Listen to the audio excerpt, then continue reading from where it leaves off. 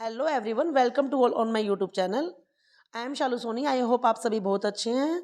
आज हम बात करेंगे जो इंडियन राइटिंग में इम्पोर्टेंट नेम है विक्रम सेठ के बारे में बात करेंगे, उनके वर्क्स के बारे में बात करेंगे। आज हमको स्टडी करेंगे जो हमारे आने वाले एग्जाम्स है, लाइक यूजीसी नेट है, केवीएस है, एनवीएस है, डीएसएसबी है, टीजीटी पीजीटी के जो भी बच्चे इंग्लिश लिटरेचर की प्रिपरेशन कर रहे हैं उन सभी के लिए क्या ये वीडियो हेल्पफुल रहेगी। आज हम विक्रम सेठ को पढ़ेंगे, उनकी बायोग्राफी और इम्पोर्टेंट जो वर्क्स हैं उनके बारे में पढ़ेंगे।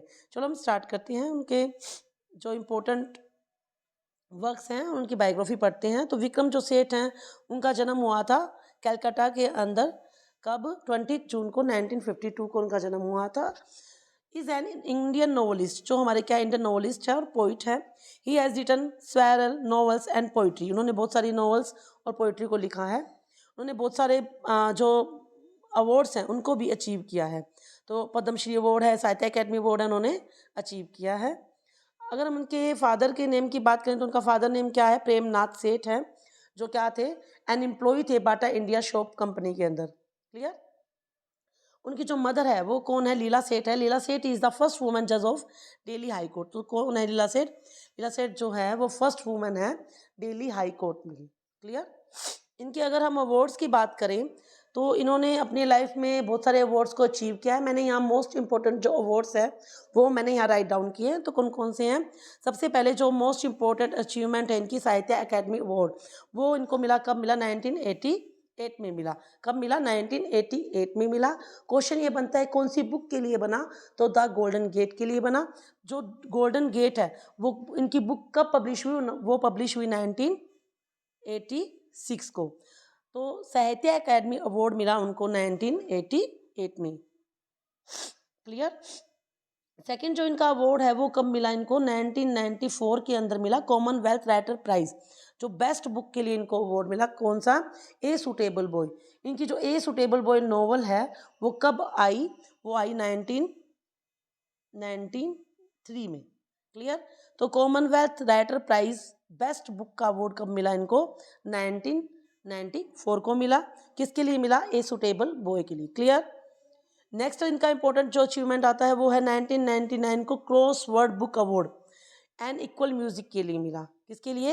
N Equal Music. और ये इनकी जो एन इक्वल म्यूजिक नॉवल है वो कब आई इनकी? इनकी आई 1999 में। और नेक्स्ट जो मोस्ट इंपॉर्टेंट अचीवमेंट है वो है इनकी 2007 में इनको मिला पद्मश्री अवार्ड मिला इन लिटरेचर एंड एजुकेशन के अंदर। क्लियर? इनकी इंपॉर्टेंट नॉवेल्स की अगर हम बात करें तो इनकी फर्स्ट इंपॉर्टेंट नॉवल है Golden Gate, Suitable Boy and An Equal Music. ये 1986 में आई। ये जो है इनकी 1993 में आई सूटेबल बॉय।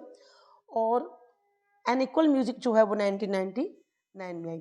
तो ये जो ए सुटेबल बॉय जो नॉवल है ये इनकी टोटल 1349 पेजेस की लॉन्गेस्ट नॉवल है।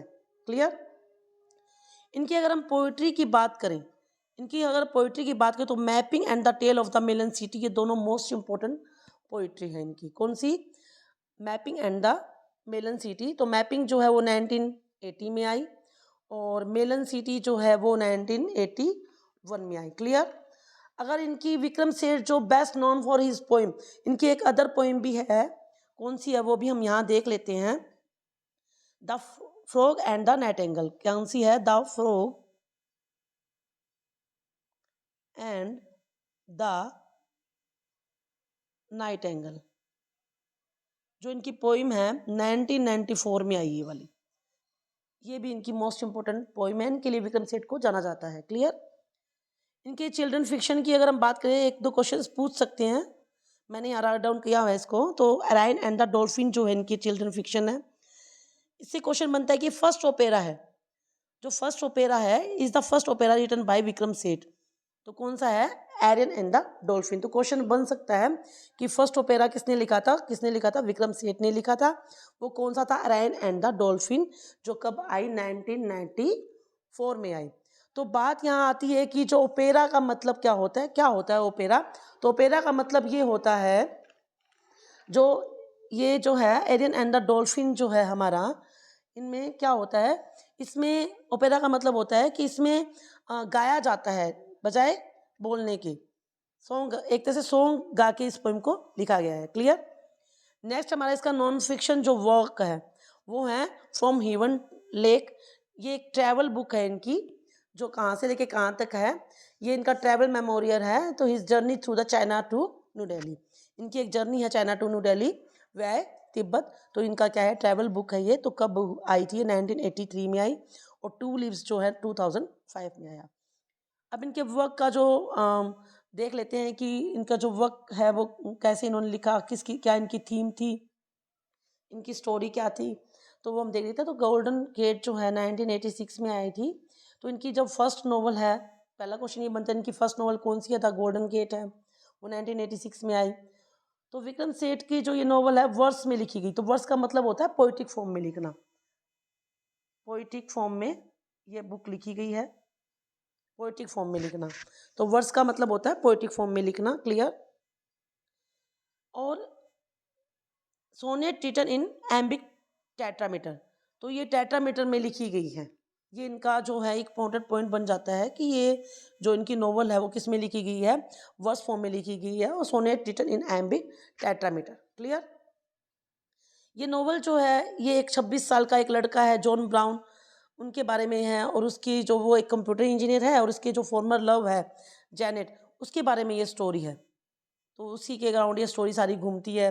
तो क्वेश्चंस ना ये कैरेक्टर से बेस भी इनके क्वेश्चंस बनते हैं कि जॉन ब्राउन जो कैरेक्टर है विक्रम सेठ की कौन सी बुक से लिया गया है। तो चार ऑप्शन आपको दे दिए जाएंगे, गिवन होंगे, कौन कौन से होंगे, जैसे द गोल्डन गेट हो गया, सुटेबल बॉय हो गया, इक्वल म्यूजिक हो गया, तो ये दे दिए जाएंगे। तो इनमें से आपको फाइंड आउट करना है कि इनके कौन से वर्क के अंदर ये जो कैरेक्टर है जॉन ब्राउन वो दिया गया है। और इसकी जो गर्लफ्रेंड होती है, जो फॉर्मल लव होता है जैनेट उसका नाम है, तो उसी के अराउंड ये स्टोरी घूमती रहती है, उनके बारे में ये बताया गया है। नेक्स्ट अगर हम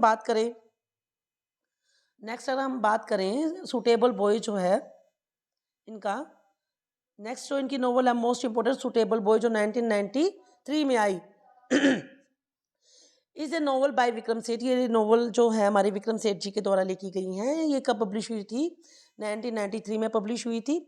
और सबसे लॉन्गेस्ट पोइम है जिनकी 1349 पेजेस की ये नोवेल है। तो क्वेश्चन ये बन सकता है कि जो विक्रम सेठ की जो नोवेल है सूटेबल बॉय वो कितने पेजेस की है, तो कितने पेजेस की है, 1349 पेजेस की हैं। तो ये क्या है, English language book is one of the longest novel है। इंग्लिश लैंग्वेज की एक ऐसी बुक है जो क्या है सबसे लॉन्गेस्ट नोवेल है, जो सिंगल वॉल्यूम में क्या हुई थी, पब्लिश हुई थी। क्लियर। ये जो नोवेल है इसमें जो मेन जो करेक्टर है वो अपनी डॉटर के लिए सूटेबल मैच फाइंड करने की कोशिश करती है भी। अब उनकी एक बेटी है जो रूपा महराज है, उनके एफर्ट्स ये रहते हैं कि वो अपनी बेटी लता जो है उसके लिए एक सूटेबल बॉय को फाइंड करे कि इनके लिए एक अच्छा सा लड़का हमें मिले। तो उसके बारे में ये स्टोरी है। इसमें 4 फैमिलीज़ के बारे में बताया गया है। The novel follows 4 families during 18 months. तो 18 मंथ्स के अंदर ये स्टोरी को दिखाया गया है। और इनमें 4 फैमिलीज कौन कौन सी थी वो हम देख लेते हैं। तो कौन कौन सी 4 families, the Mehras, the Kapoors. Question ये बन सकता है कौन सी फैमिलीज नहीं थी, ऑप्शंस आ सकते हैं 4। तो आप एक बार नोट डाउन कर लें अपनी नोटबुक में, the Chatterjis and the Khans.